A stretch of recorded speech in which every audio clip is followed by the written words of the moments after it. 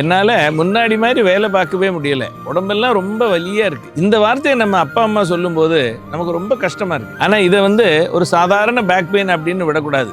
ஒரு ஏஜுக்கு மேலே அது லம்பார் ஸ்பாண்டிலோசிஸாக இருக்கக்கூடிய வாய்ப்பு உண்டு. நீங்கள்லாம் இப்போ யங்ஸ்டர்ஸாக இருக்கும்போது ஜிம்முமெல்லாம் போய் கொஞ்சம் உடம்பை ஃபிட்டாக வச்சுக்கிறீங்க. ஆனால் அவங்க பேரண்ட்ஸ் அந்த காலத்தில் அந்த அளவுக்கு இருக்கல. நீங்களும் அதை பார்த்துக்க மறந்துடுறீங்க.